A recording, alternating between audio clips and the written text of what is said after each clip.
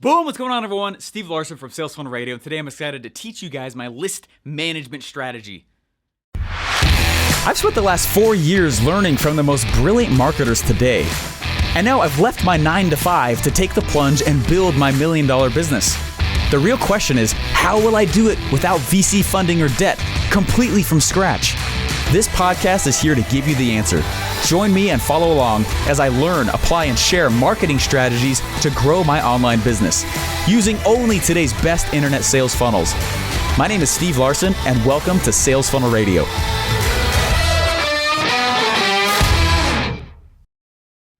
Hey guys, I'm excited to show you guys this. This is probably a simple lesson, but I find more often than not, there's a lot of people out there who don't really have a strategy for what I'm about to show you, and because of that, like, all the lists that they're building, which is the true asset of the internet, right? They don't. There's no strategy. There's no management of it at all. They're just all over the place. Okay, and I'm excited to share this with you guys. I remember the first funnel I ever built. It was a free plus shipping funnel, and it was selling this little CD, right? And every single. This is what happened. Okay, for those of you guys who are listening at iTunes, just know I'm drawing this, but you'll be fine just listening as well. Okay.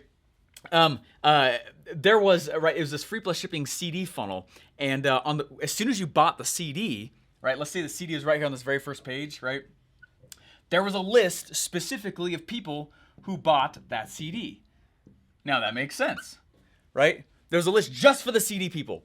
And then there was a bump in there, right? There was an order bump. And if it's the first time you ever tuned into Sales Funnel Radio, just know we're talking about sales funnels, obviously, right? There's a way to sell things on the internet. And this is one of the cool strategies to get a lot of low-end, low-ticket kind of things out the door through a free plus shipping funnel. So anyways, right, there'll be this bump, like, hey, you want to add something else to your order? And so there'd be another list specifically for this bump. And it started getting messy quick. You're starting to see where I'm going with this, right? The next upsell, right, there was another list. There was another list for this one. There was a list of people who just bought the downsell. There's a list of people who made it all the way through the funnel and bought everything. I mean, it was list upon list upon list. I mean, lists had got together. They had babies. There was camps of lists all over the place. It was ridiculous, okay? I had so many lists. It got very convoluted very, very quickly. And so literally each funnel that I'd go build, if it was just a standard kind of low ticket funnel like this, I would easily have 5 or more lists per funnel. Right? That's just for this value ladder step 2, right? So if I'm over here, right, if there was all these other value ladder pieces, I mean, if there was 5 on this one, 5 on that one, 5 on that one, there was easily 15 lists for every single thing that was going on I was building. And as I would go build for other people, I mean, it got so convoluted so fast, and I would have to go in and remember where each person specifically. I mean, it was terrible, guys.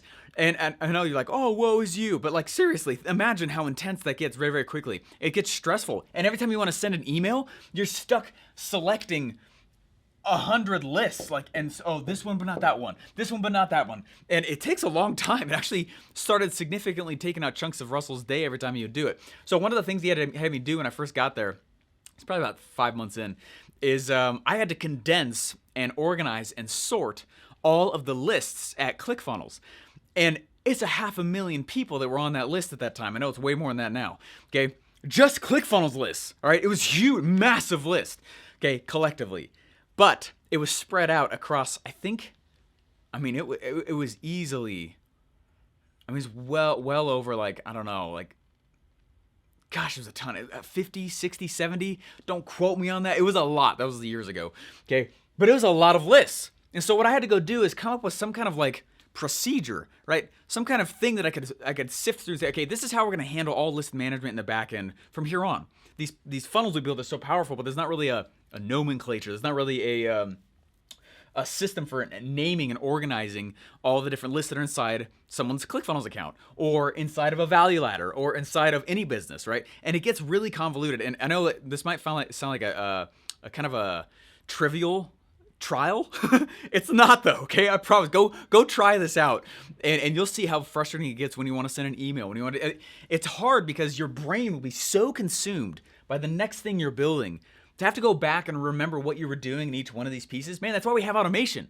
And so there's a few more pieces of automation people can add inside of their funnels to just make the whole thing sing, okay, and make it really, really simple. That's the purpose of today's episode, okay, is I want to teach you guys real quick this list management strategy that I use still today, okay? And I just barely went through and I started deleting a bunch of lists that are old that I've realized I haven't been I wasn't following my own thing. I think I just deleted 40 email lists. I would download all of them and then combine them and re-upload them into my Seinfeld list here. And if you don't know what I'm talking about here, guys, go get the book .com Secrets. If you're on this podcast and you've been listening to this and you haven't read that book, you should probably follow a different podcast. I say that jokingly, but not really, okay? This is going to help you tremendously, okay? There's, in every single funnel,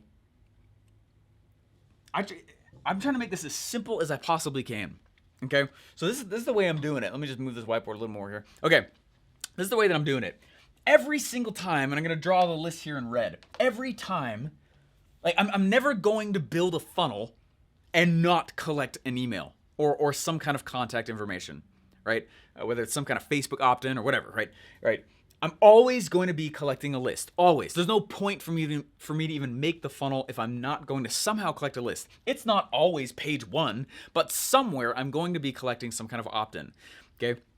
There is a core list that I am always adding to, okay? So if this is, again, my value ladder over here, right? I did it again. Right, this is my value ladder over here. I am always going to add people to what I call a Seinfeld list, right? I don't call it, that's what it is called, okay? Anyway, it's called a Seinfeld list, and that Seinfeld list represents and is added to by every funnel in my value ladder, okay? So if I have this big old list right here, kind of like a bucket, that's how I kind of imagine a list, like, hey, here's a big bucket, or, that's my symbol when I'm drawing funnels for the list. Okay, there's that right there. Okay, but I have one Seinfeld list that represents the entirety of the value ladder. It means if anybody opts in anywhere on any funnel anywhere, it will eventually, all rivers, all oceans lead to my Seinfeld list. Okay, that's how I do that. And so, anyways, that symbol with that L right there, it means list for me. Every time I'm building the funnel or designing it. Okay, but it's right there, right? Seinfeld list, meaning Seinfeld series. Again, if you don't, or Seinfeld episodes, if you don't know what that is, you got to read .com Secrets. Just to recap real fast, though, the reason we call them a Seinfeld list, okay, it is the general list of all your people. We call it that because when we email them, we are following the Seinfeld, like Seinfeld the show, kind of format of talking to people. There's going to be a really small micro story. Doesn't necessarily need to relate with the topic about the email, but it's just to capture attention and edutain, okay? And then I'm going to go in and have some call to action. This is the list I'm consistently hitting, right? This is the list when I'm going to go and I'm like, oh man, I should go promo my next thing. It's the Seinfeld list that I'm emailing. Not all of my lists, the Seinfeld list, okay? Whenever I go out and for this show, right, Sales Funnel Radio, we blast out a general, hey, here's the next episode, right? That's part of every episode. Here is this episode. This is what it's about. As part of that, we are choosing specifically my Seinfeld list in my ClickFunnels account and my Sales Funnel Radio list inside my ClickFunnels account. Just those two. All rivers lead to Seinfeld anyway. And then those who specifically opted in to get asked for that email as well, they're going to get notified. Okay? So those are the two lists. Anyway, okay, so every single funnel, though, I'm running it off of just a few lists. So if this is the same for every single funnel, I'm just telling you. I stopped collecting unique lists for people who just opted in for, OTO2 or who wanted the downsell. Okay, I keep, instead of like, hey, here's the buyer for this one, the buyer for this one, the buyer for this one, like that sucks quick. Okay, that's terrible real fast. So the first thing that I do, right, whatever they opt into, let's say there's an opt-in form right here, okay, and a big old button, and they opt in, they put their email there. The first thing I'm going to go do is I'm going to add them, right, to a general opt-in list for this funnel specifically, okay? This funnel specifically is just kind of like a general opt-in list for this one, okay? So each value ladder funnel has its own opt-in list, okay? After about 5, 6, 7, sometimes 10 days, however long it takes for this specific campaign to end, when that's over, I automatically add them to my Seinfeld list. Okay, so let's say that there's an email series that's a soap opera series that's dropping out here for like 5 days. Okay, on day 6, I would automatically tell ClickFunnels, okay, now at day 6, add that contact to my Seinfeld list, and on day 7, remove them from my opt-ins list. Okay, I want to know exactly where people are inside of my funnel. So I don't want them to be on there's not many occurrences where I want someone to be on multiple lists at one time. Okay, they can be on an opt-in list, they can be on a Seinfeld list, and they can be on a buyer's list at the same time. That's it. Okay, they can't be like, if they're in this list and they suddenly get on the list for the really high ticket thing, that's fine as long as they're actually experiencing the funnel still. I don't want them to be on there like 10 weeks later and just like sitting and chilling out on there. That does not give me a good, accurate description of where the flow is happening inside of my value ladder. Does that make sense? Again, a little more techie on this episode, but just follow me on this. This is actually very simple once I just draw it out here. Okay, so there's the opt-ins. And after, let's say again, this is 5 days. So on day 6, I'm going to have ClickFunnels automatically add that contact to a Seinfeld. And then I'm going to, on day 7, have ClickFunnels remove it from the first list. I don't want them on both. They're going to be on Seinfeld or opt-in, not both at the same time. Okay. So on day 7, I'm gonna have it erased from that list there. Okay. If they buy something, let's say it's just a general opt-in, there's nothing to purchase. That's how I would do it. Okay. Let's say this is a purchasing funnel. If they opt in general, I'm still going to add them to opt-ins.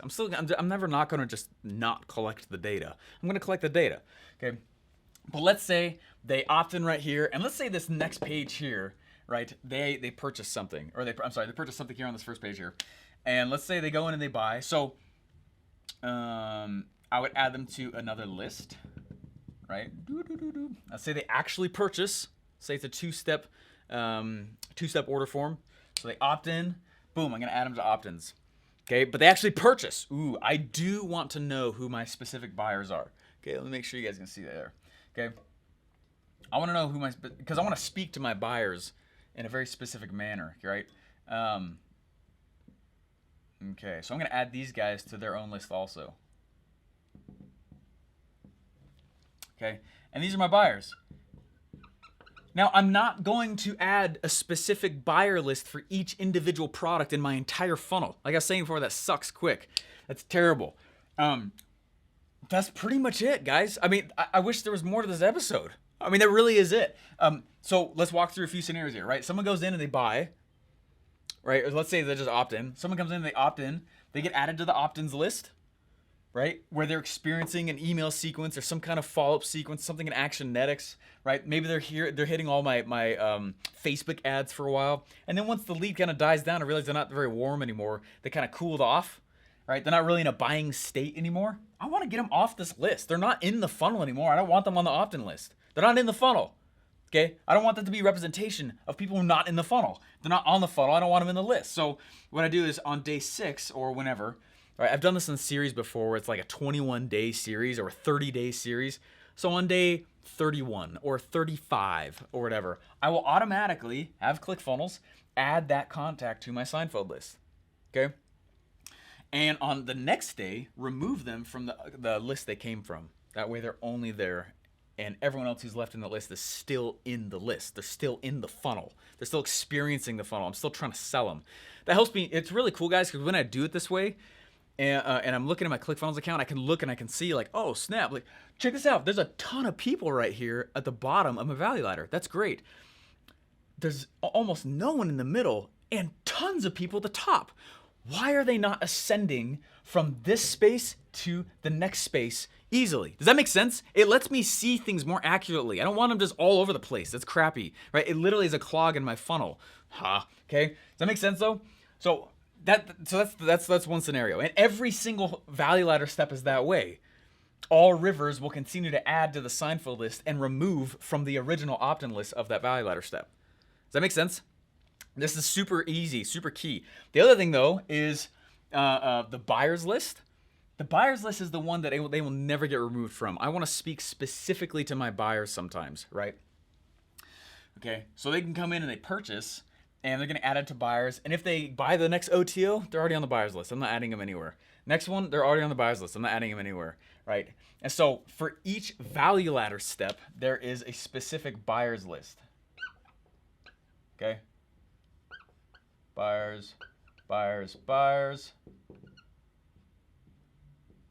Oops, buyers, buyers, buyers. Buyers list, buyers list, buyers list for each specific. So I know how many people are buying on each value ladder step, right? Then there's one Seinfeld list that is for all of them. And then there's one opt-in list as well for each of them. And that's literally how I run it. They can stay in a buyer's list forever, and hopefully they do, and they never opt out of it. Right, so here's like the opt-in list, opt-in list, opt-in list. That's on each one of them, but eventually that opt-in list expires for that session for that person, and they're getting added to Seinfeld. It literally is with those 3 lists that I manage all of my stuff. And if you have lists, so one of the things I do when I'm building the funnel is I walk through several scenarios to see, like, I don't want leads to go somewhere and stop and stay there forever. I don't want to hit it. They should not hit a dead end. The only place it should end is in a Seinfeld list or buyer's list. That's it. Okay, so it's flowing somewhere. And then what I'm doing is I'm going through, and now that I'm able to sit back and go like, holy crap, look at this. They're going from here to here, but then not from here to there. Like, I can sit back and go like, well, what's wrong with this series, right? What's wrong with this series? If this series is first meant to sell whatever's going on in the funnel, and then let's say I have more emails that is meant to ascend somebody, right? To the next piece into the next value ladder, and the next piece, the next value ladder, next piece, right? I want to be able to figure that stuff out. So I'm gonna go one level deeper on this here real quick, okay? Let me just erase this real fast because it's getting convoluted. I don't want to confuse anybody. There's one other piece to it that makes the whole thing sing, and it's something that can help people. Man, the eraser sucks. It's something that can really help you guys as you start to move forward on this stuff. Make sure there's no reflection there. There we go, sweet. Okay, check this out. So if I've got a value ladder, right? Right here. Oh yeah. Right, and inside each one of these, man, that sucks still. I need like those big thick markers. I got them for my whiteboard for the OfferMind event, but they're hard to find. I haven't found anybody with dry erase versions of that. You know what I mean? They're always just these thin ones or whatever. Anyway. So if I've got a value ladder here, that's a little better. And I got a value ladder, and each value ladder, like I said, there is a list for opt-ins and a list for buyers. And again, that opt-in list will auto dump people out. I don't want them to stay there long term. Okay, this is the all right, and then eventually all rivers lead here to the big old Seinfeld list, right? Eventually, and it kicks them off. Boom.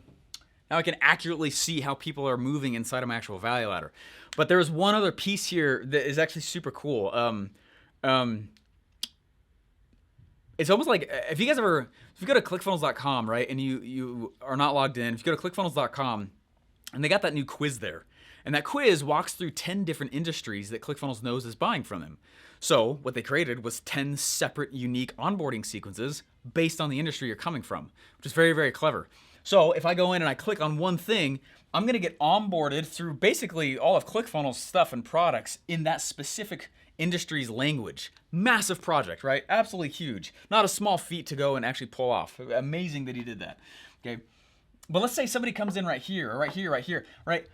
I not only need to create a sequence inside of each funnel to sell them on what is in this funnel, right? And that's the purpose of that opt-in thing, is to sell them what's inside there. Go opt in, right? It's like when somebody goes in and they opt into my application-based funnels right now, right? I get 2 to 3 applications per day asking people to join some things that I do, which is really cool, okay? Well, when they go opt in, I got like a 10-day series on these things, right? It's a 10-day series continually pitching them back into joining my thing. Okay?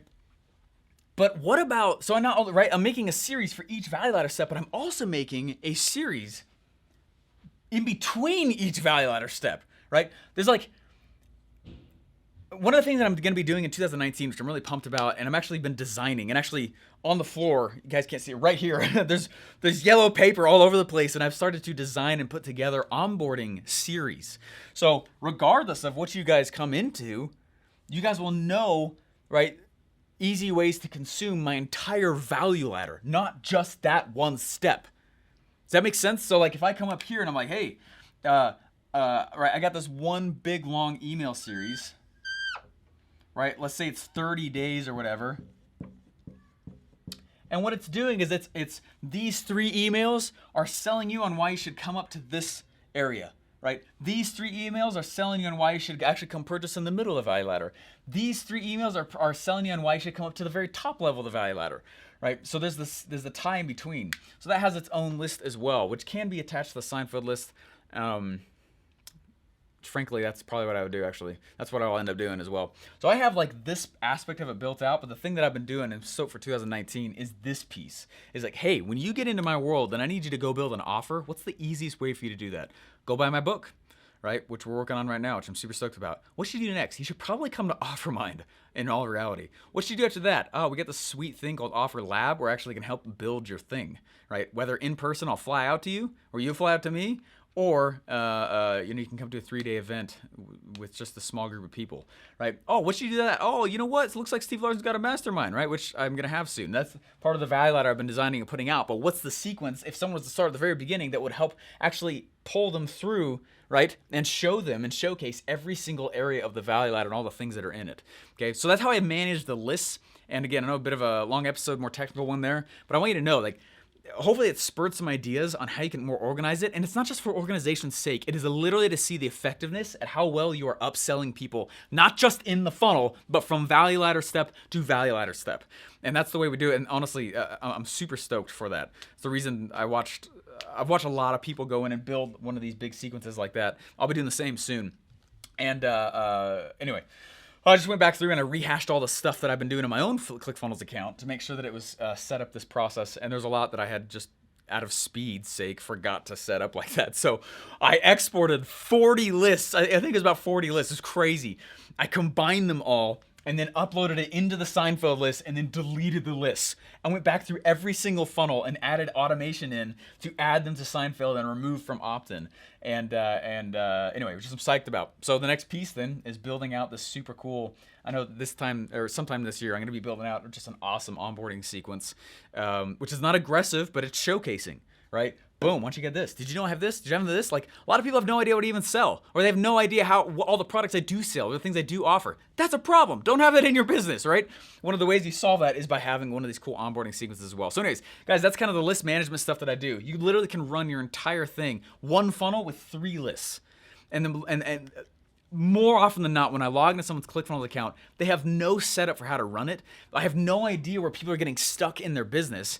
And it's hard for us to actually maneuver. I don't know who to send emails to and who to not to, right? I don't want to send an email to the entire list when they're still inside this funnel. I want them to focus on that purchase. I don't want to come around and, hey, why don't you, I know you're about to scratch the buyer's itch with a $15,000 thing. Why don't you come buy my book down here for $7.95? Like, no, right? There are specific people you should not be talking to who are inside of your sequences right now. And that's exactly why I wanted to do this episode. So you guys can see from a top level how I run the whole thing.